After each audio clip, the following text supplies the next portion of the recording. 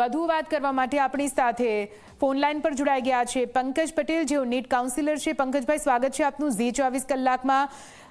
NEET 2026 યુજીનું આ paper હવે રદ કરી દેવામાં આવ્યું છે, ફરીથી પરીક્ષા લેવામાં આવશે. એક કાઉન્સિલર તરીકે આ સમગ્ર ઘટનાક્રમને આપ કઈ રીતે જુઓ છો? જે પેપર લીકની ઘટના થઈ છે ખરેખર બહુ દુઃખદ કહેવાય, કારણ કે આમાં છોકરાઓની અને પેરેન્ટ્સની પરિસ્થિતિ સૌથી વધારે ખરાબ થઈ. હા, કે ફરીથી એક્ઝામ આપવાની, અત્યારે છોકરાઓ એક્ઝામ આપી અને રિલેક્સ થઈ ગયા છે, કાઉન્સેલિંગની તૈયારી કરવા લાગ્યા છે. એની જગ્યાએ ફરીથી હવે જો નીટનું પેપર આપવાનું થશે તો એ બધા પ્રેશરમાં હશે, પેરેન્ટ્સ બી પ્રેશરમાં આવશે. ક્યારે ડેટ ડિક્લેર થાય છે, શું છે એ કંઈ ખબર નથી.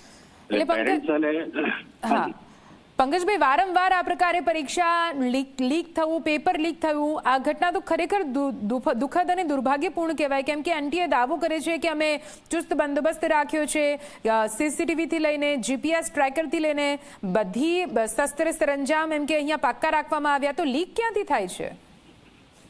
ખરેખર દુઃખદ કહેવાય. પણ સિસ્ટમ જે છે, સિસ્ટમના એકચ્યુઅલી આખા ઓલ ઓવર ઇન્ડિયાની અંદર ફિઝિકલ પેપર ડિસ્ટ્રીબ્યુટ કરવા એ થોડુંક અઘરું થઈ જાય. એટલે ક્યાંક ના ક્યાંક લીક થવાના ચાન્સીસ, પ્રિન્ટિંગમાંથી લીક થવાના ચાન્સીસ ક્યાંકથી તો કંઈ પ્રોબ્લેમ થાય જ.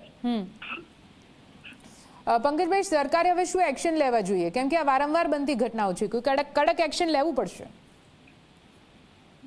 મારા હિસાબે જે પેન પેપર ટેસ્ટ લેવાય છે એની જગ્યાએ ઓનલાઈન ટેસ્ટ જો કન્ડક્ટ કરે તો થોડો ઘણો આની અંદર સુધારો થાય એવી શક્યતા મારે લાગી રહી છે.